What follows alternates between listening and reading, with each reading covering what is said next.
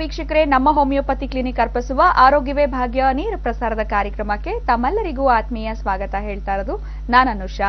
ಇನ್ನು ಇವತ್ತಿನ ಕಾರ್ಯಕ್ರಮದಲ್ಲಿ ಆರ್ಥ್ರೈಟಿಸ್ ಸಮಸ್ಯೆಗಳ ಬಗ್ಗೆ ನಾವು ಮಾತನಾಡ್ತೀವಿ. ಆರ್ಥ್ರೈಟಿಸ್ ಅಂತಂದ್ರೇನು, ಯಾವೆಲ್ಲ ಟೈಪ್ಸ್ ಆಫ್ ಆರ್ಥ್ರೈಟಿಸ್ ಇದೆ, ಇನ್ನು ಆರ್ಥ್ರೈಟಿಸ್ ಬರೋದಕ್ಕೆ ಕಾರಣಗಳು ಏನಿರಬಹುದು, ಆರ್ಥ್ರೈಟಿಸ್ ನ ಲಕ್ಷಣಗಳು ಯಾವ ರೀತಿ ಕಾಣಿಸ್ಕೊಳ್ಳುತ್ತೆ, ಯಾವ ಒಂದು ಏಜ್ ನಲ್ಲಿ ಈ ಸಮಸ್ಯೆಗಳು ಬರುತ್ತೆ, ಈ ಹಿಂದೆ ನೋಡೋದಾದ್ರೆ ಏಜ್ ಆದ್ಮೇಲೆ ಈ ಆರ್ಥ್ರೈಟಿಸ್ ಈ ರೀತಿಯಾಗಿರುವಂತಹ ಸಮಸ್ಯೆಗಳು ಬರುತ್ತೆ, ಸಂಧಿವಾತ ಅಂತ ಹೇಳ್ತಾ ಇದ್ರು. ಆದ್ರೆ ಇತ್ತೀಚಿನ ದಿನಗಳಲ್ಲಿ ತುಂಬಾ ಒಂದು ಯಂಗ್ ಏಜ್ ನಲ್ಲೇ ಈ ಸಮಸ್ಯೆಗಳು ಕಾಣಿಸ್ಕೊಳ್ತಾ ಇದೆ. ಇದಕ್ಕೆ ಪ್ರಮುಖವಾಗಿರುವಂತಹ ಕಾರಣಗಳು ಏನಿರಬಹುದು, ಬರೀ ನಮ್ಮ ಲೈಫ್ ಸ್ಟೈಲ್ ಒಂದೇನಾ, ಹೆರಿಡಿಟರಿ ಫ್ಯಾಕ್ಟರ್ ಇರಬಹುದಾ, ಅಥವಾ ಇದ್ಬಿಟ್ಟು ಇರುವಂತಹ ಕಾರಣಗಳು, ಇನ್ನು ಆರ್ಥ್ರೈಟಿಸ್ ಇಂದ ಆಗುವಂತಹ ಕಾಂಪ್ಲಿಕೇಶನ್ಸ್, ಇದ್ರ ಇನ್ವೆಸ್ಟಿಗೇಷನ್ಸ್ ಆಗಿರಬಹುದು, ಡಯಾಗ್ನೋಸಿಸ್ ಆಗಿರಬಹುದು, ಇನ್ನು ಮ್ಯಾನೇಜ್ಮೆಂಟ್ ಯಾವ ರೀತಿ ಇದೆ, ಇದೆಲ್ಲದ್ರ ಬಗ್ಗೆ ಕಂಪ್ಲೀಟ್ ಡೀಟೇಲ್ಸ್ ನ ತಿಳಿಸ್ಕೊಡೋದಕ್ಕೆ ಡಾಕ್ಟರ್ ಪ್ರಶಾಂತ್ ಸರ್ ನಮ್ಮೊಟ್ಟಿಗಿದ್ದಾರೆ. ಡಾಕ್ಟರ್ನ ಕಾರ್ಯಕ್ರಮಕ್ಕೆ ವೆಲ್ಕಮ್ ಮಾಡೋಣ. ನಮಸ್ಕಾರ, ಕಾರ್ಯಕ್ರಮಕ್ಕೆ ಸ್ವಾಗತ ಡಾಕ್ಟರ್. ನಮಸ್ಕಾರ. ಸೊ ಮೊದಲದಾಗಿ ತಿಳಿಸ್ಕೊಡಿ, ಈ ಆರ್ಥ್ರೈಟಿಸ್ ಅಂತಂದ್ರೇನು, ಯಾವ ರೀತಿ ಡಿಫೈನ್ ಮಾಡ್ತೀರಾ ಡಾಕ್ಟರ್? ಬೇಸಿಕಲಿ ಈಗ ಆರ್ಥ್ರೈಟಿಸ್ ಅನ್ನೋದನ್ನ ನಾವು ಹೆಸರಲ್ಲೇ ಡಿಫೈನ್ ಕೂಡ ಮಾಡ್ಬೋದು. ಆರ್ಥೋ ಅಂದ್ರೆ ಜಾಯಿಂಟ್, ಐಟಿಸ್ ಅಂದ್ರೆ ಇನ್ಫ್ಲಮೇಷನ್ ಅಂತ ಹೇಳ್ತೀವಿ. ಅಂದ್ರೆ ಯಾವಾಗ ಒಂದು ಜಾಯಿಂಟ್ ಅಲ್ಲಿ ಇನ್ಫ್ಲಮೇಷನ್ ಅಥವಾ ಇನ್ಫೆಕ್ಷನ್ ಅನ್ನೋದು ಹುಟ್ಕೊಳಕ್ ಶುರು ಆಗ್ಬಿಡುತ್ತೆ, ಆ ಒಂದು ಇನ್ಫ್ಲಮೇಷನ್ ಅಥವಾ ಇನ್ಫೆಕ್ಷನ್ ಮುಖಾಂತರ ನೋವು ಅನ್ನೋದು ಕಾಣಿಸಕ್ ಶುರು ಆಗೋದು. ಆ ನೋವು ಅನ್ನೋದು ಉಡ್ಕೊಂಡಿರೋದು 2 to 3 weeks ಆದ್ರೂ ಹಾಗೆ ಪರ್ಸಿಸ್ಟ್ ಆಗ್ತಾ ಇದೆ. ಆ ಒಂದು ಕಂಡೀಷನ್ ನಾವು ಆರ್ಥ್ರೈಟಿಸ್ ಅಂತ ಕರಿತಾ ಇದ್ದೀವಿ. ಅಂದ್ರೆ ಸುಮ್ಮನೆ ಒಂದು ನೋವು ಬಂತು ಅಥವಾ 2 to 3 days ವರೆಗೂ ಮಾತ್ರ ಇತ್ತು, ಆಮೇಲೆ ಡಿಸಪಿಯರ್ ಆಗ್ತಾ ಇದೆ, ಸೊ ಅದನ್ನ ನಾವು ಆರ್ಥ್ರೈಟಿಸ್ ಅಂತ ಹೇಳಕ್ಕಾಗೋದಿಲ್ಲ. ಸೊ ಒಂದು ನೋವು ಉಟ್ಕೊಂಡಿದೆ, ಅದು ಉಟ್ಕೊಂಡಾದ್ಮೇಲೆ ಹಾಗೆ 15 ದಿವಸ ಆಗ್ಲಿ 1 ತಿಂಗಳಾಗ್ಲಿ ಪರ್ಸಿಸ್ಟ್ ಆಗ್ತಾ ಇದೆ, ಪ್ಲಸ್ ಬೆಳೀತಾ ಇದೆ. ಆ ಒಂದು ಕಂಡೀಷನ್ ನಾವು ಆರ್ಥ್ರೈಟಿಸ್ ಅಂತ ಕರಿತೀವಿ. ಈ ತರ ಈ ಒಂದು ಆರ್ಥ್ರೈಟಿಸ್ ಅನ್ನೋದು ಹುಟ್ಕೊಳ್ತಾ ಇರೋದು. ಇದು ಹುಟ್ಕೊಂಡಾದ್ಮೇಲೆ ಅದರಲ್ಲಿ ಸುಮಾರು ತರದ ಅಥವಾ ಟೈಪ್ಸ್ ಗಳನ್ನ ನೋಡ್ತಾ ಬರ್ತೀವಿ ಆರ್ಥ್ರೈಟಿಸ್ ಅಲ್ಲಿ. ಈಗ ಟೈಪ್ಸ್ ಅಲ್ಲಿ ನಾವು ಹೇಳೋದಾಗಿದ್ರೆ more than 100 types of arthritis ಇದೆ ಮ್ಯಾಮ್. ಅದರಲ್ಲಿ ಈ ಒಂದು ಪ್ರೆಸೆಂಟ್ ಜನರೇಷನ್ ಅಲ್ಲಿ ಸಫರ್ ಆಗ್ತಕ್ಕಂಥ ಆರ್ಥ್ರೈಟಿಸ್ ಅಥವಾ ಮೋಸ್ಟ್ ಕಾಮನ್ ಆಗಿ ಕಾಣಿಸ್ತಕ್ಕಂಥ ಆರ್ಥ್ರೈಟಿಸ್ ಅಲ್ಲಿ ನೋಡೋದಾಗಿದ್ರೆ ಮೊದಲನೇದಾಗಿ ಆಸ್ಟಿಯೋ ಆರ್ಥ್ರೈಟಿಸ್ ಅಂತ ಕರಿತೀವಿ.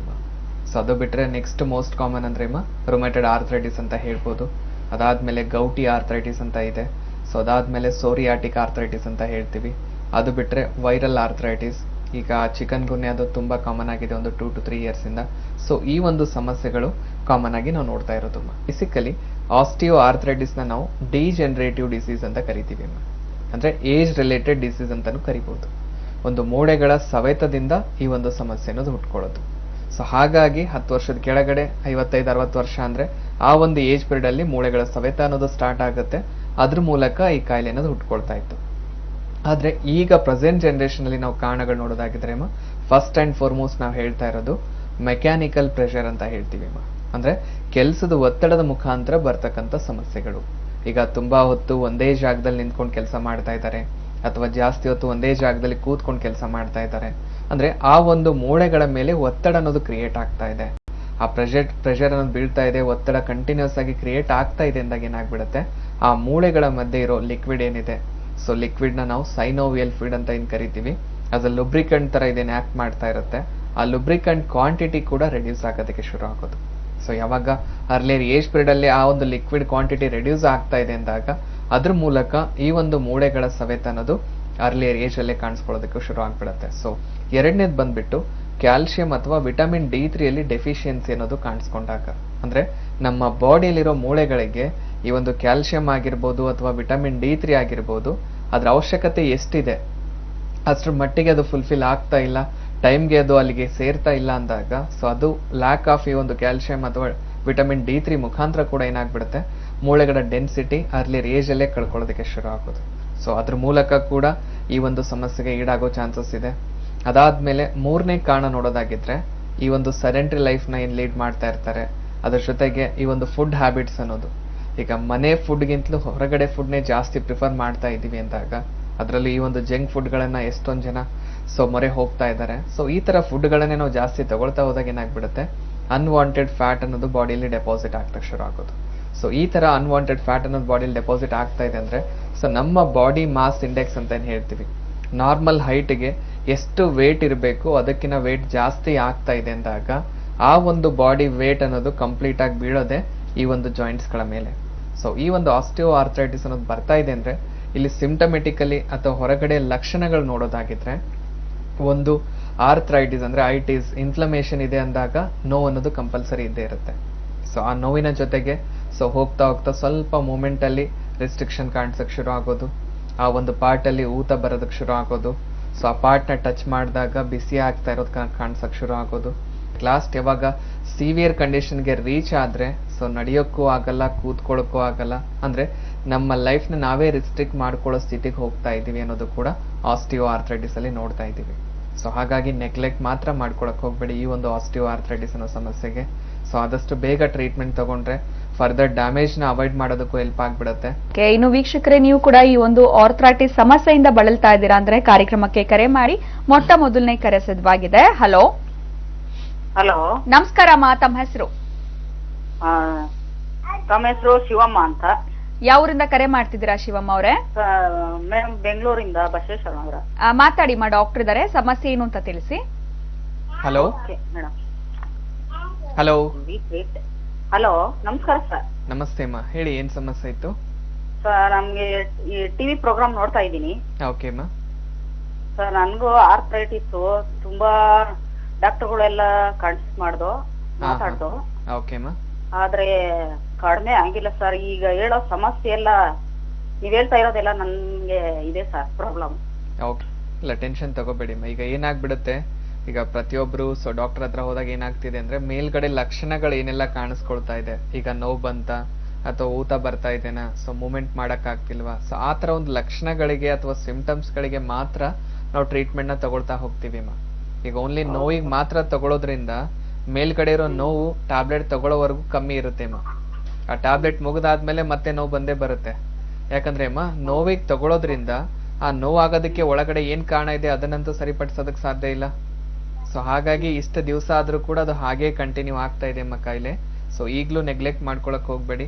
ಸೊ ಒಂದು ಸಲ ನಮ್ಮ ಹೋಮಿಯೋಪತಿಗೆ ಬಂದು ಭೇಟಿಯಾಗಿ, ಯಾಕಂದ್ರೆ ಇಲ್ಲಿ ನಾವು ಟ್ರೀಟ್ಮೆಂಟ್ ಕೊಡ್ತಾ ಇರೋದಮ್ಮ ಸೊ ಒಳಗಡೆ ಆ ಒಂದು ಮೂಳೆಗಳನ್ನ ಸ್ಟ್ರೆಂಥನ್ ಪಡಿಸೋದಕ್ಕೆ, ಪ್ಲಸ್ ಆ ಮೂಳೆಗಳ ಮಧ್ಯೆ ಆ ಲಿಕ್ವಿಡ್ ಅನ್ನೋದು ಏನೇನು ಕಮ್ಮಿ ಆಗಿರುತ್ತೆ ಸೊ ಅದನ್ನ ಸರಿಪಡಿಸೋದಕ್ಕೆ ಹೆಲ್ಪ್ ಮಾಡ್ತಾ ಇದೀವಿ. ನಮಸ್ಕಾರ.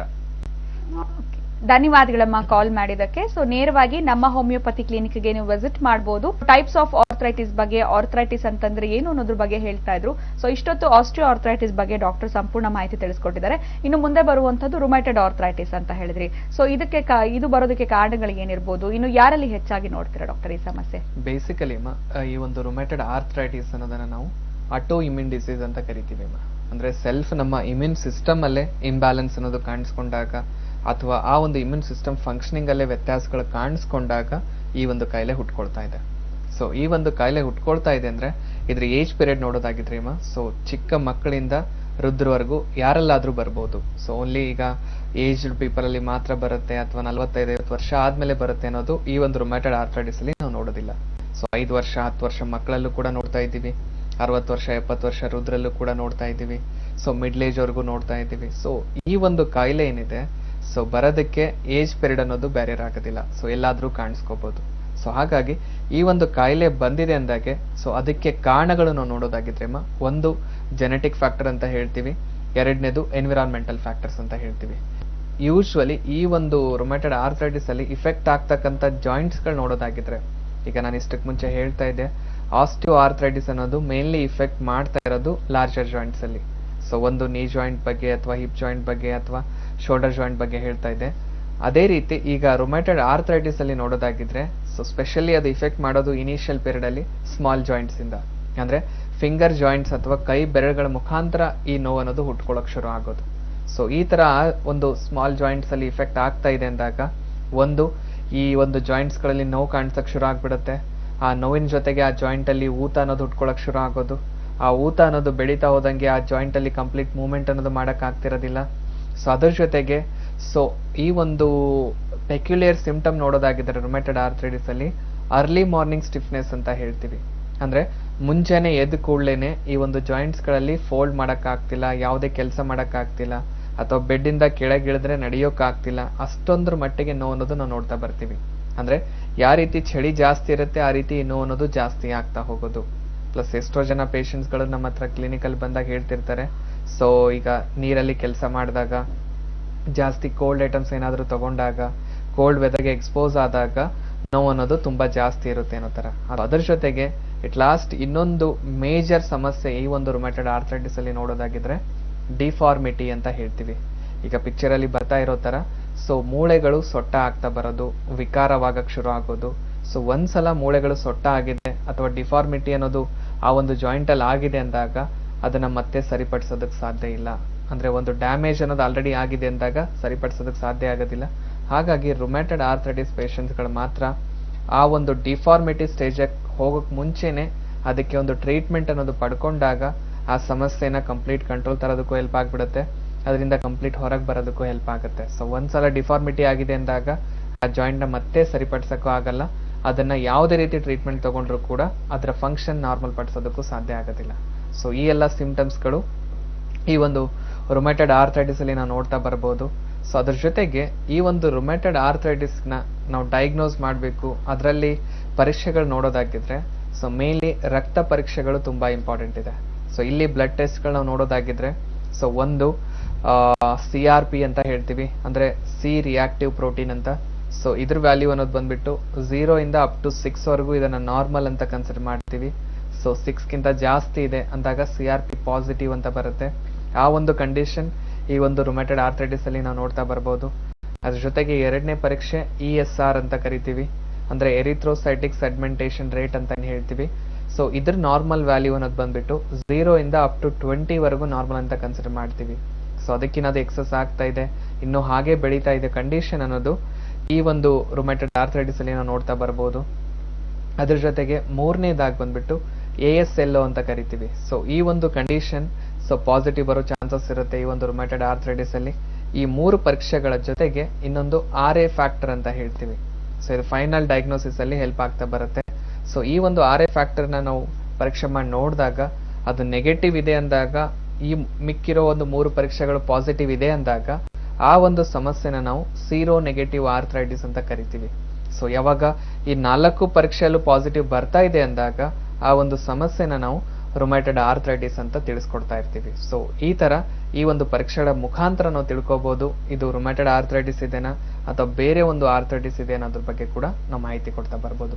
ಸೊ ಒಂದು CRP ಅಂತ ಹೇಳ್ತೀವಿ, ಅಂದ್ರೆ ಸಿ ರಿಯಾಕ್ಟಿವ್ ಪ್ರೋಟೀನ್ ಅಂತ.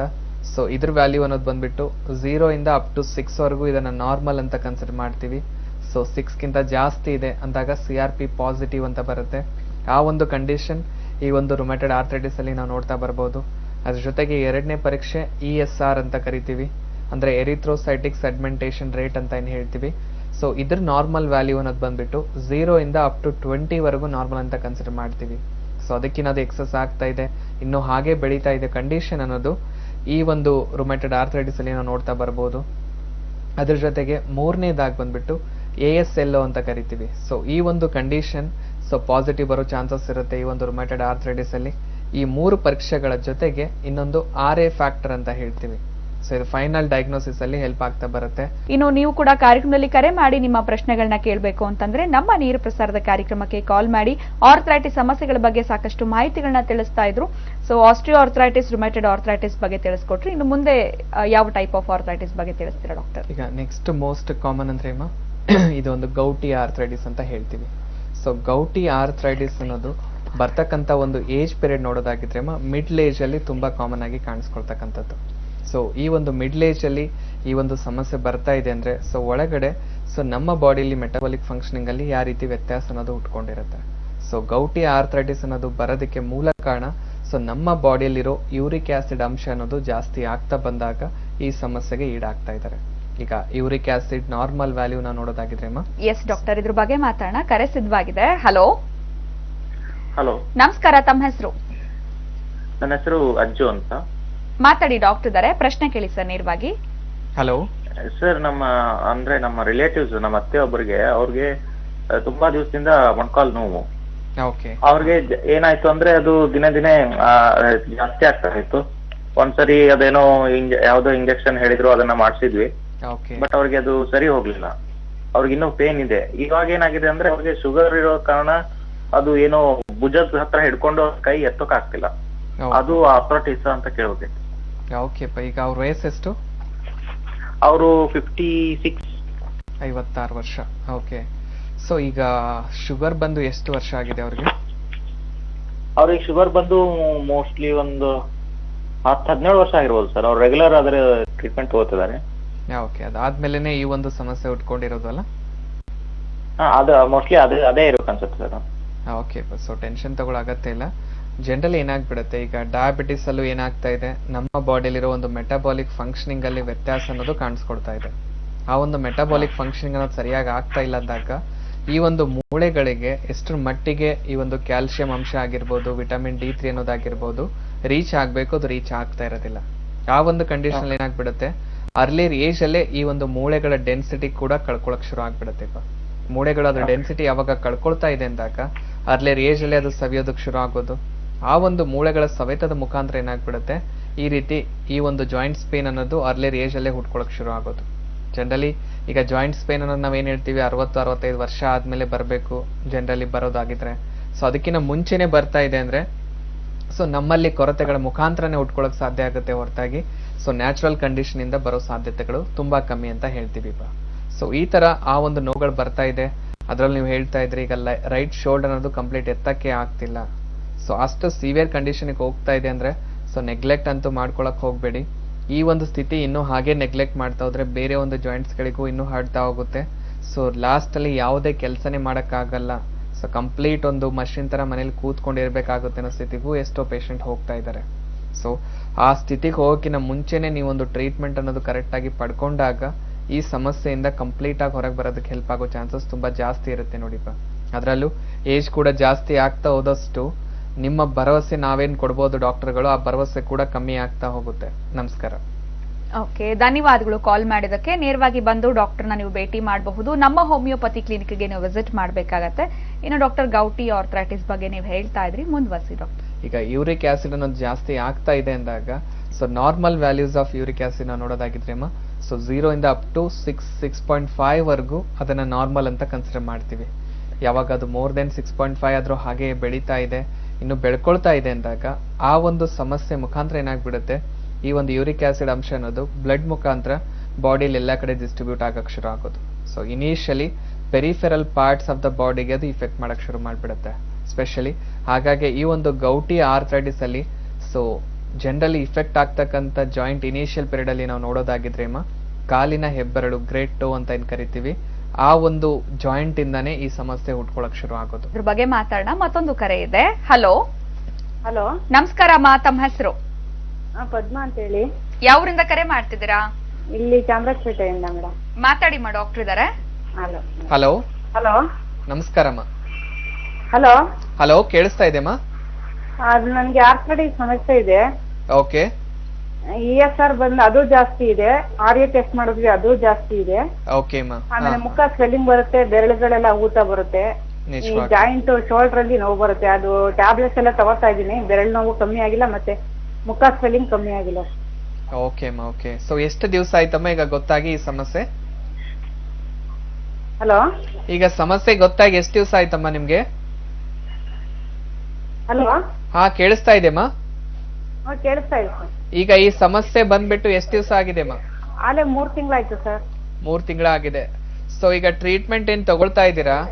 ಸೊ ಜನರಲಿ ಇದನ್ನ ನಾವು ರುಮೆಟೆಡ್ ಆರ್ಥರೈಟಿಸ್ ಅಂತ ಕರಿತೀವಿ. RA ಪಾಸಿಟಿವ್ ಇದೆ ಅಂದಾಗ ಈ ಒಂದು ರುಮೆಟೆಡ್ ಆರ್ಥರೈಟಿಸ್ಗೆ ನೀವು ಯಾವುದೇ ಒಬ್ಬ ಇಂಗ್ಲಿಷ್ ಡಾಕ್ಟರ್ ಹತ್ರ ಹೋದ್ರು ಕೂಡ ಸೊ ಲೈಫ್ ಲಾಂಗ್ ತಗೋಬೇಕು ಅನ್ನೋ ತರನೇ ಗೈಡ್ ಮಾಡ್ತಾ ಇರ್ತಾರೆ. ಒಂದು ಎರಡನೇದು, ಈ ಸಮಸ್ಯೆಗೆ ಲೈಫ್ ಲಾಂಗ್ ಯಾಕೆ ಹೇಳ್ತಾ ಇದ್ರೆ ಅಂದ್ರೆ ನಮ್ಮ ಒಂದು ಮೆಟಾಬಾಲಿಕ್ ಫಂಕ್ಷನ್ ಇಲ್ಲಿ ಎಬ್ನಾರ್ಮಲ್ ಆಗಿ ನಡೀತಾ ಇದೆ, ಕರೆಕ್ಟ್ ಆಗಿ ಫಂಕ್ಷನ್ ಅನ್ನು ಮಾಡ್ತಾ ಇಲ್ಲ ಅಂದಾಗ ಈ ಸಮಸ್ಯೆ ಹುಟ್ಕೊಳ್ತಾ ಇರೋದಮ್ಮ. ಇದನ್ನ ಹೋಮಿಯೋಪತಿಯಿಂದ ಕಂಪ್ಲೀಟ್ ಆಗಿ ಸರಿಪಡಿಸೋದಕ್ಕೆ ಹೆಲ್ಪ್ ಆಗ್ತಾ ಇದೆ ಅಮ್ಮ. ಇವನ್ ರಿಪೋರ್ಟ್ಸ್ ಅಲ್ಲೂ ಕೂಡ ಕಂಪ್ಲೀಟ್ ಸರಿಪಡಿಸೋದಕ್ಕೂ ಹೆಲ್ಪ್ ಮಾಡ್ತಾ ಇದೀವಿ. ಈಗ ಆ ರಿಪೋರ್ಟ್ಸ್ ಏನಿದೆ ಎಲ್ಲ ಒಂದು ತಗೊಂಡ್ಬಿಟ್ಟು ಒಂದ್ಸಲ ನಮ್ಮ ಹೋಮಿಯೋಪತಿಗೆ ಬಂದು ಭೇಟಿ ಆದ್ರೆ ಅಮ್ಮ ನೀವು ಆ ಎಕ್ಸಾಮಿನೇಷನ್ ಮೂಲಕ ಎಷ್ಟು ಮಟ್ಟಿಗೆ ಈಗ ಕಾಯಿಲೆ ಬೆಳ್ಕೊಂಡಿದೆ, ಯಾವೆಲ್ಲ ಜಾಯಿಂಟ್ಸ್ ಗಳು ಆಲ್ರೆಡಿ ಇಫೆಕ್ಟ್ ಆಗಿದೆ ಅಂತ ತಿಳ್ಕೊಂಡ್ಬಿಟ್ಟು ಒಂದು ಸೂಕ್ತವಾದ ಮೆಡಿಕೇಶನ್ ಪ್ರೊವೈಡ್ ಮಾಡ್ಬೋದು ನೋಡಿ. ಯಾಕಂದ್ರೆ ಈ ಒಂದು ರುಮೆಟೆಡ್ ಆರ್ಥರೈಟಿಸ್ ನ ನೆಗ್ಲೆಕ್ಟ್ ಮಾಡ್ತಾ ಹೋದಷ್ಟು ದಿನದಿಂದ ದಿನಕ್ಕೆ ಡ್ಯಾಮೇಜ್ ಅನ್ನೋದು ಜಾಸ್ತಿ ಆಗ್ತಾ ಹೋಗುತ್ತೆ. ಅದ್ರ ಮುಖಾಂತರ ಕಾಂಪ್ಲಿಕೇಶನ್ಸ್ ಕೂಡ ಆಡ್ ಆಗೋ ಚಾನ್ಸಸ್ ತುಂಬಾ ಜಾಸ್ತಿ ಇರುತ್ತೆ. ಯಾಕಂದ್ರೆ ಬೇರೆ ಒಂದು ಜಾಯಿಂಟ್ಸ್ ಬೇರೆ ಅಥವಾ ಒಂದು ಈ ಒಂದು ಆರ್ಥರೈಟಿಸ್ ಗಳಲ್ಲಿ ಬೇರೆ ಆರ್ಗನ್ಸ್ ಗಳಿಗೆ ಇಫೆಕ್ಟ್ ಆಗೋ ಚಾನ್ಸಸ್ ಇರೋದಿಲ್ಲಮ್ಮ. ಆದ್ರೆ ಈ ಒಂದು ರುಮೆಟೆಡ್ ಆರ್ಥರೈಟಿಸ್ ಅಲ್ಲಿ ಮಾತ್ರ ಬೇರೆ ಒಂದು ಈ ಒಂದು ಗ್ರಂಥಿಗಳಿಗೆ ಅಥವಾ ಆರ್ಗನ್ಸ್ ಗಳಿಗೆ ಇಫೆಕ್ಟ್ ಆಗೋ ಚಾನ್ಸಸ್ ಇರುತ್ತೆ. ಹಾಗಾಗಿ ಈ ಒಂದು ರುಮ್ಯಾಟೆಡ್ ಆರ್ಥ್ರೈಟಿಸ್ ಅಲ್ಲಿ ಮುಖ ಊತ ಬರೋದು ಅಥವಾ ಮೈಕೆ ಎಲ್ಲಾ ಜಾಯಿಂಟ್ಸ್ ಗಳಿಗೆ ಇಫೆಕ್ಟ್ ಆಗಕ್ ಶುರು ಆಗ್ಬಾರ್ದು. ಅದ್ರ ಜೊತೆಗೆ ಸಿವಿಯಾರಿಟಿ ಆಫ್ ಕಂಪ್ಲೇಂಟ್ಸ್ ಯಾವ ರೀತಿ ಇರುತ್ತಂದ್ರೆ ವಿದಿನ್ 15 ಡೇಸ್ ಅಥವಾ 1 ಮಂತ್ ಅಲ್ಲೇ ಕಂಪ್ಲೀಟ್ ಸಿವಿಯರ್ ಕಂಡೀಷನ್ಗೂ ಕೂಡ ಇದು ರೀಚ್ ಆಗೋ ಚಾನ್ಸಸ್ ಇರುತ್ತೆ. ಸೊ ಹಾಗಾಗಿ ನೆಗ್ಲೆಕ್ಟ್ ಅಂತೂ ಮಾಡಕ್ ಹೋಗ್ಬೇಡಿ ಅಮ್ಮ. ಇಲ್ಲಿ ನಾವು ಯಾವುದೇ ರೀತಿ ಸ್ಟಿರಾಯ್ಡ್ಸ್ ಆಗ್ಲಿ ಪೇನ್ ಕಿಲ್ಲರ್ಸ್ ಆಗ್ಲಿ ಕೊಡದೇನೆ ಆ ಸಮಸ್ಯೆನ ಕಂಪ್ಲೀಟ್ ಆಗಿ ವಾಸಿ ಮಾಡಕ್ ಹೆಲ್ಪ್ ಮಾಡ್ತಾ ಇದೀವಿ. ಯಾಕಂದ್ರೆ ಈ ಒಂದು ರುಮ್ಯಾಟೆಡ್ ಆರ್ಥ್ರೈಟಿಸ್ ಅಲ್ಲಿ ಸ್ಟಿರಾಯ್ಡ್ಸ್ ಅನ್ನೋದು ತುಂಬಾ ಕೊಡ್ತಾ ಇದ್ದಾರೆ. ಆ ಸ್ಟಿರಾಯ್ಡ್ಸ್ ಇಂದ ಸೊ ಸೊಲ್ಯೂಷನ್ ಅನ್ನೋದಕ್ಕಿಂತ ತುಂಬಾ ಸೈಡ್ ಎಫೆಕ್ಟ್ಸ್ ಜಾಸ್ತಿ ಇರುತ್ತೆ. ಆದಷ್ಟು ಅದನ್ನ ಅವಾಯ್ಡ್ ಮಾಡ್ತಾ ಹೋದಷ್ಟು ನಿಮ್ಮ ಹೆಲ್ತ್ಗೆ ಒಳ್ಳೇದು ಅಂತ ತಿಳಿಸ್ಕೊಡ್ಬೋದು ನೋಡಿ. ನಮಸ್ಕಾರ. ಧನ್ಯವಾದಗಳಮ್ಮ ಕಾಲ್ ಮಾಡಿದ್ದಕ್ಕೆ. ಹೇಗಿದ್ರು ಬೆಂಗಳೂರಿಂದಾನೇ ಕಾಲ್ ಮಾಡಿದ್ದೀರಾ. Malleshwaram 7th cross, Jayanagar 4 block, ಬೆಂಗಳೂರಿನಲ್ಲಿ 2 ಬ್ರಾಂಚಸ್ ಇದೆ. ನಮ್ಮ ಹೋಮಿಯೋಪತಿ ಕ್ಲಿನಿಕ್ಗೆ ನೀವು ಬರಬಹುದು. ಅಡ್ವಾನ್ಸ್ ಹೋಮಿಯೋಪತಿ ಚಿಕಿತ್ಸೆಗಳನ್ನ ಪಡ್ಕೊಳ್ಬಹುದು. ನೇರವಾಗಿ ಬರುವ ಮುನ್ನ ಟಿವಿ ಸ್ಕ್ರೀನ್ ಮೇಲೆ ಅಪಾಯಿಂಟ್ಮೆಂಟ್ ಫೋನ್ ನಂಬರ್ಸ್ ಬರ್ತಾ ಇದೆ. ನಂಬರ್ಸ್ಗೆ ಕರೆ ಮಾಡಿ ನೀವು ಅಪಾಯಿಂಟ್ಮೆಂಟ್ ನ ತಗೊಳ್ಬೇಕಾಗತ್ತೆ. ಧನ್ಯವಾದಗಳು ಕರೆ ಮಾಡಿದ್ದಕ್ಕೆ. ಸೋರಿಯಾಟಿಕ್ ಆರ್ಥ್ರೈಟಿಸ್ ನಲ್ಲಿ ಮೂಳೆಗಳು ಒಂದ್ ರೀತಿ ಬೇರೆ ತರ ಕಾಣಿಸ್ಕೊಳ್ತಾ ಇರುತ್ತೆ ಅನ್ನೋದ್ರ ಬಗ್ಗೆ ಹೇಳ್ತಾ ಇದ್ರಿ. ಈ ಮುಂದುವರಿಸಿ ಡಾಕ್ಟರ್. ಸೊ ಅದನ್ನ ನಾವು ಮೂಳೆಗಳು ಸೊಟ್ಟ ಆಗೋದಾಗಿರ್ಬೋದು, ವಿಕಾರವಾಗಿ ಕಾಣಿಸೋದಾಗಿರ್ಬೋದು, ಸೊ ಅದನ್ನ ನಾವು ಡಿಫಾರ್ಮಿಟಿ ಅಂತ ಕರಿತೀವಿ. ಈ ಒಂದು ಸ್ಥಿತಿ ಅನ್ನೋದು ಈ ಒಂದು ರುಮ್ಯಾಟೆಡ್ ಆರ್ಥ್ರೈಟಿಸ್ ಅಲ್ಲಿ ಯಾವ ರೀತಿ ನೋಡ್ತೀವಿ ಅದೇ ರೀತಿ ಈ ಒಂದು ಸೋರಿಯಾಟಿಕ್ ಆರ್ಥ್ರೈಟಿಸ್ ಅಲ್ಲೂ ಕೂಡ ನಾವು ನೋಡ್ತಾ ಬರೋದು. ಅದ್ರ ಜೊತೆಗೆ ಡಿಫ್ರೆನ್ಸಸ್ ಇಲ್ಲಿ ಸ್ಕಿನ್ ಕಾಯಿಲೆ ಜೊತೆಗೆ ಈ ಒಂದು ಜಾಯಿಂಟ್ಸ್ ಪೇನ್ ಗಳನ್ನ ನೋಡ್ತಾ ಇರ್ತೀವಿ. ಸೊ ಅಲ್ಲಿ ಸ್ಕಿನ್ ಕಾಯಿಲೆ ಅನ್ನೋದು ಏನೂ ಇರೋದಿಲ್ಲ, ಓನ್ಲಿ ಜಾಯಿಂಟ್ಸ್ ಪೇನ್ ಮಾತ್ರ ನಾವು ನೋಡ್ತಾ ಬರೋದು. ಸೊ ಇಲ್ಲಿ ಕೂಡ ರಕ್ತ ಪರೀಕ್ಷೆಗಳನ್ನ ಎಲ್ಲಾನು ಮಾಡಿಸ್ಬೋದು. ಅದ್ರ ಮೂಲಕ ಸೊ ಇನ್ಫೆಕ್ಷನ್ ನಮ್ಮ ಬಾಡಿಲಿ ಎಷ್ಟು ಮಟ್ಟಿಗೆ ಬೆಳ್ಕೊಂಡಿದೆ, ಎಷ್ಟೆಲ್ಲ ಡ್ಯಾಮೇಜ್ ಆಗ್ತಾ ಇದೆ ಅನ್ನೋದು ಅದ್ರ ಮುಖಾಂತರ ನಾವು ತಿಳ್ಕೊಳ್ಳೋದಕ್ಕೂ ಹೆಲ್ಪ್ ಆಗುತ್ತೆ ಅಂತ ತಿಳಿಸ್ಕೊಡ್ಬೋದು. ಸೊ ಅದ್ರ ಜೊತೆಗೆ ಇನ್ನೊಂದು ಮೋಸ್ಟ್ ಕಾಮನ್ ಅಂದ್ರೆ ವೈರಲ್ ಆರ್ಥ್ರೈಟಿಸ್ ಅಂತ ಹೇಳ್ತೀವಿ. ಸೊ ಅದನ್ನ ಚಿಕನ್ ಗುನ್ನೆ ಅಂತ ಕೂಡ ಕರಿಬಹುದು.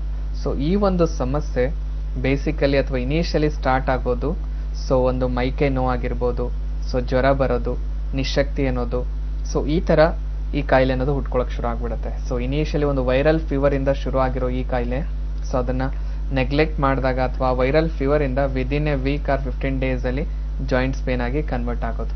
ಸೊ ಯಾವಾಗ ಅದು ಜಾಯಿಂಟ್ಸ್ ಪೇನ್ ಆಗಿ ಕನ್ವರ್ಟ್ ಆಗ್ತಾ ಇದೆ ಅಂದಾಗ so within 3 months or 6 months ಅಲ್ಲೇ ಸಿವಿಯರ್ ಕಂಡೀಷನ್ಗೂ ಕೂಡ ಈ ಕಾಯಿಲೆ ರೀಚ್ ಆಗೋ ಚಾನ್ಸಸ್ ಇರುತ್ತೆ. ಸೊ ಆ ತರ ಸಿಂಪ್ಟಮ್ಸ್ಗಳು ಈ ಒಂದು ವೈರಲ್ ಆರ್ಥ್ರೈಟಿಸ್ ಅಲ್ಲೂ ಕೂಡ ನಾವು ನೋಡ್ತಾ ಇದ್ದೀವಿ. ಸೊ ಯಾವುದೇ ಒಂದು ಆರ್ಥ್ರೈಟಿಸ್ ತಗೊಳ್ಳಿ, ಈಗ ಆಸ್ಟಿಯೋ ಆರ್ಥ್ರೈಟಿಸ್ ಆಗಿರ್ಬೋದು ಅಥವಾ ರುಮ್ಯಾಟೆಡ್ ಆರ್ಥ್ರೈಟಿಸ್ ಆಗಿರ್ಬೋದು, ಗೌಟಿ ಆರ್ಥ್ರೈಟಿಸ್ ಆಗಿರ್ಬೋದು ಅಥವಾ ಸೋರಿಯಾಟಿಕ್ ಆಗಿರ್ಬೋದು, ಈ ಚಿಕನ್ ಗುನ್ನೆ ಆಗಿರ್ಬೋದು, ವೈರಲ್ ಆರ್ಥ್ರೈಟಿಸ್ ಆಗಿರ್ಬೋದು. ಸೊ ಈ ಒಂದು ಕಾಯಿಲೆಗಳಲ್ಲಿ ಸೊ ಕಾಮನ್ ಆಗಿ ನಾವು ನೋಡ್ತಕ್ಕಂಥದ್ದು ಒಂದು ನೋವಿದೆ, ಜಾಯಿಂಟ್ಸ್ ಅಲ್ಲಿ ರಿಸ್ಟ್ರಿಕ್ಷನ್ ಅನ್ನೋದು ಕಾಣಿಸ್ಕೊಳ್ತಾ ಇದೆ, ಅಥವಾ ಜಾಯಿಂಟ್ಸ್ ಅಲ್ಲಿ ಊತ ಬರ್ತಾ ಇದೆ, ಮೂವ್ಮೆಂಟ್ ಅನ್ನೋದು ಕಂಪ್ಲೀಟ್ ಆಗಿ ಮಾಡಕ್ ಆಗ್ತಿಲ್ಲ. ಸೊ ನಮ್ಮ ಲೈಫ್ ಸ್ಟೈಲ್ನ ನಾವು ರೆಸ್ಟ್ರಿಕ್ಟ್ ಮಾಡ್ಕೊಳ್ತಾ ಇದ್ದೀವಿ ಅನ್ನೋ ಥರ ಎಲ್ಲ ಒಂದು ಕಾಯಿಲೆಗಳನ್ನು ನಾವು ನೋಡ್ತಾ ಇದ್ದೀವಿ. ಸೊ ಈ ತರ ಸೊ ಮೇಲ್ಗಡೆ ಏನ್ ಲಕ್ಷಣಗಳು ನಮ್ಗೆ ಕಾಣಿಸ್ತಾ ಇದೆ, ಸೊ ನಾವೇನ್ ಫೀಲ್ ಮಾಡ್ಕೊಳ್ತಾ ಇರ್ತೀವಿ ಮೇಲ್ಗಡೆ ಸಿಂಪ್ಟಮ್ಸ್ಗಳು, ಆ ಒಂದು ಸಿಂಪ್ಟಮ್ಸ್ ಗಳಿಗೆ ಮಾತ್ರ ನಾವು ಟ್ರೀಟ್ಮೆಂಟ್ ನ ತಗೊಳ್ತಾ ಹೋಗ್ತಾ ಇದ್ದೀವಿ. ಅಂದ್ರೆ ಈ ಒಂದು ಪ್ರೆಸೆಂಟ್ ಜನರೇಷನ್ ಯಾವ ರೀತಿ ಆಗ್ತಾ ಇದೆ, ಸೊ ಮೇಲ್ಗಡೆಯಿಂದ ಒಂದು ತಾತ್ಕಾಲಿಕ ರಿಲೀಫ್ ಸಿಕ್ಕರೆ ಸಾಕು, ಇವತ್ತು ನಾನು ಆರಾಮಿದ್ರೆ ಸಾಕು ಅನ್ನೋ ತರ ಫೀಲ್ ಆಗ್ತಾ ಇದೆ. ಅದರಿಂದ ಸೊಲ್ಯೂಷನ್ ಅಂತೂ ಆಗೋದಲ್ಲ. ಖಂಡಿತ ಡಾಕ್ಟರ್. ಮತ್ತೊಂದು ಕರೆ ಇದೆ, ಅವರ ಸಮಸ್ಯೆ ಏನು ಅಂತ ಕೇಳೋಣ. ಹಲೋ ಹಲೋ, ನಮಸ್ಕಾರ, ತಮ್ಮ ಹೆಸರು ಸರ್? ಹಲೋ, ಹೇಳಿ. ಟಿವಿ ನೋಡ್ತಾ ಇದ್ದೀರಾ? ನೇರ ಪ್ರಸಾರದ ಕಾರ್ಯಕ್ರಮಕ್ಕೆ ಕರೆ ಮಾಡಿದ್ದೀರಾ. ಡಾಕ್ಟರ್ ಇದಾರೆ, ನೇರವಾಗಿ ಮಾತಾಡ್ಬೋದು. ಹಲೋ, ನಾವು ನಮ್ಗೆ ಆಗ್ಲೇ ಸುಮಾರು ಒಂದು 6 ವರ್ಷದಿಂದ ಓಕೆ ಮಾ, ಕೈ ಕಾಲೆಲ್ಲ ನೋವು, ಮಂಡಿ ನೋವು, ಕಾಲಲ್ಲಿ ಜಾಯಿಂಟ್ ಎಲ್ಲ ನೋವು, ಓಡಾಡಕ್ ಆಗೋದಿಲ್ಲ. ಆಮೇಲೆ ಇವಾಗ ಇವು ಸ್ವಲ್ಪ ನಾನು ಎಲ್ಲ ಇದ್ರಲ್ಲಿ ರಾಜಾಜಿನಗರ ಚಾಂದ್ರೆ ಹಾಸ್ಪಿಟಲ್ ಅಲ್ಲಿ ತೋರಿಸ್ತಾ ಇದ್ದೀನಿ. ಅಲ್ಲಿ ಹೋದ್ಮೇಲೆ ಕೈಯೆಲ್ಲ ಸ್ವಲ್ಪ ನೋವು ಕಮ್ಮಿ ಆಗಿದೆ, ಮಂಡಿ ನೋವು ಜಾಸ್ತಿ ಇದೆ, ನಡೆಯಕ್ ಆಗೋದಿಲ್ಲ. ಓಕೆ, ಈಗ ನಿಮ್ ವಯಸ್ಸು ಎಷ್ಟಮ್ಮ? ಈ ತರ ಪ್ರಾಬ್ಲಮ್ ಆಗಿದೆ. ಓಕೆ, ನಿಮ್ ವಯಸ್ಸು ಎಷ್ಟು ಈಗ? ಈಗ ನಮ್ಗೆ 46 ವರ್ಷ. ಓಕೆ, ಈ ಎಲ್ಲಾ ಸಮಸ್ಯೆಗಳು ಶುರುವಾಗಿ ಎಷ್ಟು ದಿವಸ ಆಯ್ತಮ್ಮ ಈಗ? ಹೇಳಿ ಸರ್. ಈಗ ಕಾಯಿಲೆ ಅನ್ನೋದು ಉಟ್ಕೊಂಡು ಎಷ್ಟು ದಿನ ಆಗಿದೆ ಅಮ್ಮ? ಎಷ್ಟು ದಿನದಿಂದ ಈ ನೋವು ಅನ್ನೋದು ಕಾಣಿಸ್ಕೊಳ್ತಾ ಇದೆ? ಏನು ಕೇಳಿಸಲ್ಲ. ಹಲೋ ಹಲೋ, ಹೇಳಿ. ಹಾಮ್ಮ, ಎಷ್ಟು ದಿವಸ ಆಯ್ತು ಈಗ ತೊಂದರೆ ಶುರು ಆಗ್ಬಿಟ್ಟು? ಅಲ್ಲಮ್ಮ, ನಿಮ್ಗೆ ಎಷ್ಟು ತಿಂಗಳಿಂದ ಈ ಸಮಸ್ಯೆ ಇದೆ ಅಂತ ಕೇಳ್ತಾ ಇದಾರೆ. ಮೇಡಮ್, ಇದು ನಮ್ಗೆ ಸುಮಾರು ಆಗ್ಲೇ 5 ವರ್ಷ 6 ವರ್ಷಕ್ಕೆ ಬೀಳ್ತು ಈ ಕಾಯಿಲೆ ಶುರುವಾಗಿ. ಓಕೆ ಅಮ್ಮ, ಸೊ ಟೆನ್ಷನ್ ತಗೋಬೇಡಿ ಅಮ್ಮ. ಈಗ ನೀವೇ ಹೇಳ್ತಾ ಇದ್ದೀರಾ ಪ್ರತಿಯೊಂದು ಜಾಯಿಂಟ್ಸ್ಗೂ ಇಫೆಕ್ಟ್ ಆಗ್ತಾ ಇದೆ. ಸೊ ಕಾಯಿಲೆ ಅನ್ನೋದು ಇನ್ನೂ ಬೆಳೀತಾನೆ ಇದೆ, 5 ರಿಂದ 6 ವರ್ಷ ಎಲ್ಲ ಕಡೆ ಟ್ರೀಟ್ಮೆಂಟ್ ತಗೊಂಡ್ರು ಅನ್ನೋ ತರ ನೀವೇ ಹೇಳ್ತಾ ಇದ್ದೀರಾ. ಈಗ ಇಲ್ಲೇನಾಗ್ತಾ ಇದೆ ಅದ್ರ ಬಗ್ಗೆ ನಾನು ಇಷ್ಟಕ್ಕೆ ಮುಂಚೆ ಗೈಡ್ ಮಾಡ್ತಾ ಇದ್ದೆ. ಮೇಲ್ಗಡೆ ನೋವೇನ್ ಕಾಣಿಸ್ಕೊಳ್ತಾ ಇದೆ ಅದಕ್ಕೆ ಮಾತ್ರ ನಾವು ಟ್ರೀಟ್ಮೆಂಟ್ ತಗೊಳ್ತಾ ಹೋಗ್ತಾ ಇರ್ತೀವಿ ಅಂದ್ರೆ ಇವತ್ತು ನೋವು ಬಂದಿದೆನಾ, ಆ ನೋವು ಹೋದ್ರೆ ಸಾಕು ಅನ್ನೋ ತರ ಟ್ರೀಟ್ಮೆಂಟ್ ನ ನಾವು ಪಡ್ಕೊಳ್ತಾ ಇದ್ದೀವಿ. ಸೊ ಆ ತರ ಒಂದು ಟ್ರೀಟ್ಮೆಂಟ್ ನ ಪಡ್ಕೊಳ್ಳೋದ್ರಿಂದ ಮೇಲ್ಗಡೆಯಿಂದ ಕಾಯಿಲೆನ ಮುಚ್ಚದಂಗ ಆಗುತ್ತೆ ಹೊರತಾಗಿ ಕಾಯಿಲೆಗೆ ಸಂಪೂರ್ಣವಾಗಿ ಸೊಲ್ಯೂಷನ್ ಮಾಡ್ಕೊಳಕ್ ಆಗ್ತಿಲ್ಲ. ಸೊ ಈ ಒಂದು ಕಾಯಿಲೆಗೆ ನಾವು ಸಂಪೂರ್ಣವಾಗಿ ವಾಸಿ ಮಾಡ್ಬೇಕು, ಅದರಿಂದ ಹೊರಗೆ ಬರ್ಬೇಕು ಅಂದ್ರೆ ಮೇಲ್ಗಡೆ ನೋವಿಗಂತ ಟ್ರೀಟ್ಮೆಂಟ್ ತಗೊಳ್ಳೋದಲ್ಲಮ್ಮ, ಒಳಗಡೆ ಏನೆಲ್ಲ ಕಾರಣಗಳಿದೆ, ಈಗ ನಮ್ಮ ಬಾಡಿಲಿರೋ ಮೆಟಬಾಲಿಕ್ ಫಂಕ್ಷನಿಂಗ್ ಅಲ್ಲಿ ವ್ಯತ್ಯಾಸ ಆಗಿದೆನಾ, ಮೂಳೆಗಳು ಈಗ ಅದ್ರ ಡೆನ್ಸಿಟಿ ಕಳ್ಕೊಳ್ತಾ ಇದೆನಾ, ಸೊ ಮೂಳೆಗಳು ಸವಿತಾ ಇದೆನಾ, ಅಥವಾ ಮೂಳೆಗಳ ಮಧ್ಯೆ ಇರೋ ಆ ಲುಬ್ರಿಕೆಂಟ್ ಕ್ವಾಂಟಿಟಿ ಕಮ್ಮಿ ಆಗ್ತಾ ಇದೆನಾ, ಅಥವಾ ನರಗಳಲ್ಲಿ ವೀಕ್ನೆಸ್ ಕಾಣಿಸ್ಕೊಳ್ತಾ ಇದೆನಾ, ಬ್ಲಡ್ ಸರ್ಕ್ಯುಲೇಷನ್ ಕರೆಕ್ಟ್ ಆಗಿ ಆಗ್ತಾ ಇದೆನಾ ಇಲ್ಲ. ಸೊ ಈ ಒಂದು ಒಳಗಡೆ ಇರೋ ಫಂಕ್ಷನ್ ನ ಸರಿಪಡಿಸೋದು ತುಂಬಾ ಇಂಪಾರ್ಟೆಂಟ್ ಇದೆ ಸೊ ಏನ್ ಡ್ಯಾಮೇಜ್ ಆಗಿದೆ ಅದನ್ನ ಸರಿಪಡಿಸ್ಕೊಳ್ಳೋದು ಬಿಟ್ಬಿಟ್ಟು ನೋವು ಬಂದಿದೆ ಅಂತ ನೋವು ಬಂದಾಗ್ಲೆಲ್ಲ ನೋವಿನ ಮಾತ್ರೆಗಳು ತಗೊಳ್ಳೋದ್ರಿಂದ ಸೊ ತಾತ್ಕಾಲಿಕವಾಗಿ ಒಂದು ರಿಲೀಫ್ ಸಿಗುತ್ತೆ ಹೊರತಾಗಿ ಕಾಯಿಲೆಯಿಂದ ಕಂಪ್ಲೀಟ್ ಆಗಿ ಹೊರಗೆ ಬರಕ್ ಆಗೋದಿಲ್ಲಮ್ಮ. ಈಗ ನಮ್ಮ ಹೋಮಿಯೋಪತಿಯಲ್ಲಿ ಮೇನ್ಲಿ ನಾವಿಲ್ಲಿ ಕಾನ್ಸಂಟ್ರೇಟ್ ಮಾಡ್ತಾ ಇರೋದೇ ಈ ಒಂದು ನೋವುಗಳಾಗೋದಕ್ಕೆ ಏನೆಲ್ಲ ಕಾರಣಗಳಿದೆ ಆ ಕಾರಣಕ್ಕೆ ಇಲ್ಲಿ ಟ್ರೀಟ್ಮೆಂಟ್ ನ ಕೊಡ್ತಾ ಇದೀವಿ ಸೊ ಹಾಗಾಗಿ ಪರ್ಮನೆಂಟ್ ಆಗಿ ಒಂದು ವಾಸಿ ಅನ್ನೋದು ಪಡ್ಕೊಳಕ್ ಆಗ್ತಾ ಇದೆ, ಹೆಲ್ಪ್ ಆಗ್ತಾ ಇದೆ ಪೇಷಂಟ್ಸ್ ಗಳಲ್ಲಿ. ಪ್ಲಸ್ ಒಂದ್ಸಲ ವಾಸಿ ಆಗಿರೋ ಕಾಯಿಲೆ ಮತ್ತೆ ತಿರುಗಿ ಬರುತ್ತೆ ಅನ್ನೋ ಟೆನ್ಷನ್ ಇಲ್ಲ ಅನ್ನೋ ಸ್ಥಿತಿ ತಗೊಂಡೋಗೋದಕ್ಕೂ ಹೆಲ್ಪ್ ಆಗ್ತಾ ಇದೆ ನೋಡಿ ಈಗ ರಿಪೋರ್ಟ್ಸ್ ಎಲ್ಲ ಮಾಡಿಸಿದೀನಿ ಅಂತ ಹೇಳ್ತಾ ಇದ್ದೀರಾ, ಆ ರಿಪೋರ್ಟ್ಸ್ ಏನಿದೆ ಪ್ಲಸ್ ಏನ್ ಮೆಡಿಸಿನ್ಸ್ ತಗೋತಾ ಇದ್ದೀರಾ ಅದೆಲ್ಲ ತಗೊಂಡ್ಬಿಟ್ಟು ಒಂದ್ಸಲ ನಮ್ಮ ಹೋಮಿಯೋಪತಿಗೆ ಬಂದು ಭೇಟಿಯಾಗಿ ಆ ಕಾಯಿಲೆ ಈಗ ಎಷ್ಟರ ಮಟ್ಟಿಗೆ ಅದು ಬೆಳ್ಕೊಂಡಿದೆ ಅದೆಲ್ಲ ತಿಳ್ಸ್ಕೊಂಡ್ಬಿಟ್ಟು ಸೊ ಅದ್ರ ಮುಖಾಂತರ ಏನ್ ಮೆಡಿಸಿನ್ಸ್ ಕೊಡೋದಿದೆ ಅನ್ನೋದು ಗೈಡ್ ಮಾಡ್ತಾ ಬರ್ಬೋದು ನೋಡಿ. ಧನ್ಯವಾದಗಳು ಕರೆ ಮಾಡಿದಕ್ಕೆ. ಮತ್ತೊಂದು ಕರೆ ಇದೆ. ಹಲೋ ಹಲೋ ಹಲೋ, ನಮಸ್ಕಾರ ತಮ್ಮ ಹೆಸರು? ನಾವು ಬೆಂಗಳೂರಿಂದ ಮಾತಾಡ್ತಾ ಇದ್ದೀರಾ, ಆಶಾ ಅಂದ್ಬಿಟ್ಟು. ಮಾತಾಡಿ ಡಾಕ್ಟರ್ ಇದಾರೆ, ಏನ್ ಸಮಸ್ಯೆ ಅಂತ ಕೇಳಿ ನೇರವಾಗಿ. ಹಲೋ ಸರ್, ಅದೇ ನಮ್ಮ ಮಗನಿಗೆ ಶುಗರ್ ಈಗ ಸ್ಟಾರ್ಟ್ ಆಗಿದೆ ಸರ್. ಓಕೆ ಸೊ ಎಷ್ಟು ದಿವಸ ಆಯ್ತು ಗೊತ್ತಾಗಿ? ಅದೇ ಸರ್, ಈಗ ಒಂದ್ 3 ತಿಂಗಳಾಯ್ತು ಅವನಿಗೆ ನಮ್ಗೆ ಗೊತ್ತಾಗಿ ಈವ್ನಿಂಗ್ ಜಾಸ್ತಿ ಹೋಗೋನು. ಓಕೆ ಸೊ ಈಗ ಮತ್ತೆ ಡಾಕ್ಟರ್ ಹತ್ರ ತೋರಿಸಿದಕ್ಕೆ ಟ್ಯಾಬ್ಲೆಟ್ ತಗೋ ಅಂತ ಹೇಳಿದ್ರು. ಅವನ ವಯಸ್ಸು ಎಷ್ಟಮ್ಮ ಈಗ? 23 ತುಂಬಿ 24 ಇದೆ ಸರ್. ಓಹೋ, ತುಂಬಾ ಚಿಕ್ಕ ವಯಸ್ಸಲ್ಲೇ ಬಂದಿದೆ ಅಲ್ಲಮ್ಮ. ಅದಕ್ಕೆ ಸರ್ ನಮ್ಮ ಯಜಮಾನ್ರಿಗೆ ಬಂದು ಒಂದ್ 3-4 ವರ್ಷ ಆಯ್ತು. ಮತ್ತೆ ನಮಗೂ ಬಂತು. ಓಕೆ ನಮ್ಗ್ ಬಂದು 2 ವರ್ಷ ಆಯ್ತು ಸರ್. ಅದ್ರಾಗೆ ಇವನ್ಗೆ ಮೊನ್ನೆ ಇದಕ್ಕಿದ್ದಂಗೆ ಈ ತರ ಆಗ್ಬಿಡ್ತು, ಒಂದು ವಾರದಿಂದ ಈವ್ನಿಂಗ್ ಜಾಸ್ತಿ ಹೋಗೋನು. ಅದು ಹೋಗ ಒಂದು ಮಾಡೋದೆಲ್ಲ ಉರಿ ಆಗೋದನ್ನ ಆಗ ಡಾಕ್ಟರ್ ಹತ್ರ ಕರ್ಕೊಂಡೋಗ್ತಿರ್ತ ಬ್ಲಡ್ ಟೆಸ್ಟ್ ಮಾಡು ಅಂದ್ರು. ಆಗ ಶುಗರ್ ಈಗ ಸ್ಟಾರ್ಟ್ ಆಗೈತೆ ಅಂತ ಹೇಳ್ದೆ ಸರ್ ಅವನಿಗೆ. ಓಕೆ, ಈಗ ಎಲ್ಲಿಂದ ಕರೆ ಮಾಡ್ತಾ ಇದ್ರಮ್ಮ ನೀವು? ಒಂದ್ ತಿಂಗಳ ತಿಂದ್ಬಿಟ್ಟು ಬಿಟ್ಬಿಟ್ಟ ಸರ್ ಅವನು. ಆ ರೀತಿ ಮಾಡೋದ್ ತಪ್ಪಮ್ಮ, ಇನ್ನೂ ಜಾಸ್ತಿ ಆಗೋ ಚಾನ್ಸಸ್ ಇರುತ್ತೆ. ಅದಕ್ಕೆ ಸರ್ ಇವನ್ಗೆ ಹೇಳಿದ್ರೆ ಅದೆಲ್ಲ ಬೇಡ ಅಂತ ಹೇಳ್ತಾರೆ, ನೀವ್ ಒಂದ್ಸರಿ ಹೇಳಿ ಸರ್. ಓಕೆ ಸೊ ಏನ್ ಮಾಡಿ ಅಂದ್ರೆ 3 ಜನದ ರಿಪೋರ್ಟ್ ಏನಿದೆ ಆ ರಿಪೋರ್ಟ್ಸ್ ಎಲ್ಲ ತಗೊಂಡ್ಬಿಟ್ಟು ನಮ್ಮ ಹೋಮಿಯೋಪತಿಗೆ ಒಂದ್ಸಲ ಬಂದ್ ಭೇಟಿಯಾಗಿ ಈಗ ಅವ್ನ ವಯಸ್ಸು ಇನ್ನೂ ತುಂಬಾ ಚಿಕ್ಕದು, ಈ ವಯಸ್ಸಲ್ಲೇ ಬಂದಿದೆ ಅಂದ್ರೆ ಸೊ ಇಲ್ಲಿ ಹೋಮಿಯೋಪತಿಯಲ್ಲಿ ನಾವು ಯಾರಿಗೂ ಲೈಫ್ ಲಾಂಗ್ ಹೇಳ್ತಾ ಇಲ್ಲಮ್ಮ, ಅಂದ್ರೆ ಸಾಯೋವರೆಗೂ ತಗೊಳ್ಳೇಬೇಕು ಟ್ರೀಟ್ಮೆಂಟ್ ಅನ್ನೋ ತರ ಯಾರಿಗೂ ಗೈಡ್ ಮಾಡ್ತಾ ಇಲ್ಲ. ಆ ಒಂದು ಶುಗರ್ ಸಮಸ್ಯೆಯಿಂದ ಕಂಪ್ಲೀಟ್ ಆಗಿ ಹೊರಗೆ ಬರೋದಕ್ಕೂ ಹೆಲ್ಪ್ ಮಾಡ್ತಾ ಇದೀವಿ. ಸೊ ಹಾಗಾಗಿ ಒಂದ್ಸಲ ನೀವು ಕರ್ಕೊಂಡ್ ಬಂದ್ರೆ ಆ ಸಮಸ್ಯೆ ಅವನಲ್ಲಿ ಎಷ್ಟರ ಮಟ್ಟಿಗೆ ಬೆಳ್ಕೊಂಡಿದೆ ಪ್ಲಸ್ ಎಷ್ಟು ದಿನದಲ್ಲಿ ಆ ಸಮಸ್ಯೆಯಿಂದ ಅವನಿಗೆ ಕಂಪ್ಲೀಟ್ ಹೊರಗೆ ಬರೋದಕ್ಕೆ ಹೆಲ್ಪ್ ಮಾಡಿಸ್ಕೊಡ್ಬಹುದು, ಇದೆಲ್ಲದನ್ನ ಕ್ಲಿಯರ್ ಆಗಿ ಗೈಡ್ ಮಾಡ್ಬಿಟ್ಟೇನೆ ಟ್ರೀಟ್ಮೆಂಟ್ ನ ಶುರು ಮಾಡೋದ್ರಲ್ಲಿ ಹೆಲ್ಪ್ ಮಾಡ್ತಾ ಇದೀವಿ. ಸೊ ಹಾಗಾಗಿ ಕರ್ಕೊಂಡ್ ಬಂದ್ರೆ ಹೆಲ್ಪ್ ಮಾಡ್ಬೋದು ನೋಡಿ. ನಮಸ್ಕಾರ, ಧನ್ಯವಾದಗಳು ಕಾಲ್ ಮಾಡಿದಕ್ಕೆ. ಇನ್ನು ಡಾಕ್ಟರ್ ಕಾರ್ಯಕ್ರಮದಲ್ಲಿ ಬಂದು ಆರ್ಥರೈಟಿಸ್ ಸಮಸ್ಯೆಗಳ ಬಗ್ಗೆ ತಿಳಿಸ್ಕೊಟ್ಟಿದ್ದೀರಾ, ಇನ್ನು ಕಾಲರ್ಸ್ ಕಾಲ್ ಮಾಡಿ ಕೇಳಿದಂತಹ ಪ್ರಶ್ನೆಗಳಿಗೆ ಉತ್ತರ ಕೊಟ್ಟಿದ್ದೀರಾ. Thank you so much for being with us. ನಮಸ್ಕಾರ ಡಾಕ್ಟರ್. ನಮಸ್ಕಾರ ವೀಕ್ಷಕರೇ, ನೀವು ಕೂಡ ಡಾಕ್ಟರ್ನ ನೇರವಾಗಿ ಭೇಟಿ ಮಾಡಬೇಕು ಅಂತಂದ್ರೆ ನಮ್ಮ ಹೋಮಿಯೋಪತಿ ಕ್ಲಿನಿಕ್ಗೆ ವಿಸಿಟ್ ಮಾಡಬೇಕಾಗತ್ತೆ. ಅಡ್ವಾನ್ಸ್ ಹೋಮಿಯೋಪತಿ ಚಿಕಿತ್ಸೆಗಳು ಸಿಗುತ್ತೆ. ನೇರವಾಗಿ ಬರುವ ಮುನ್ನ ಟಿವಿ ಸ್ಕ್ರೀನ್ ಮೇಲೆ ಬರ್ತಾ ಇರುವ ಅಪಾಯಿಂಟ್ಮೆಂಟ್ ನಂಬರ್ಗೆ ಕಾಲ್ ಮಾಡಿ ಅಪಾಯಿಂಟ್ಮೆಂಟ್ ತಗೊಂಡು ಡಾಕ್ಟರ್ನ ಭೇಟಿಯಾಗಿ ಇನ್ನು ಹೋಮಿಯೋಪತಿ ಚಿಕಿತ್ಸೆಗಳನ್ನ ಪಡ್ಕೊಳ್ಬಹುದು ಅಂತ ಹೇಳ್ತಾ ಇವತ್ತಿನ ಆರೋಗ್ಯವೇ ಭಾಗ್ಯ ನೇರ ಪ್ರಸಾರದ ಕಾರ್ಯಕ್ರಮವನ್ನ ಮುಗಿಸುವಂತ ಸಮಯ ಆಗಿದೆ. ಮುಂದಿನ ಕಾರ್ಯಕ್ರಮದಲ್ಲಿ ಭೇಟಿ ಮಾಡ್ತೀನಿ. ಅಲ್ಲಿವರೆಗೂ ನಮಸ್ಕಾರ. ಆರೋಗ್ಯದ ಸಮಸ್ಯೆಯಿಂದ ಬಳಲುತ್ತಿರುವವರಿಗೆ ಪರಿಣಾಮಕಾರಿ ಹೋಮಿಯೋಪತಿ ಚಿಕಿತ್ಸೆಯನ್ನ ನೀಡಿ ಅವರೆಲ್ಲರೂ ಆರೋಗ್ಯವಂತ ಜೀವನವನ್ನ ನಡೆಸುವಲ್ಲಿ ನಮ್ಮ ಹೋಮಿಯೋಪತಿ ಯಶಸ್ವಿಯಾಗಿದೆ. ನಿಮ್ಮ ಕುಟುಂಬದ ಪ್ರತಿಯೊಬ್ಬರ ಆರೋಗ್ಯಕರ ಬದುಕಿಗಾಗಿ ನಮ್ಮ ಹೋಮಿಯೋಪತಿ ಆರೋಗ್ಯ ಸಂಜೀವನಿ. ನಮ್ಮ ಹೋಮಿಯೋಪತಿ ಆರೋಗ್ಯ ಸಂಜೀವನಿ.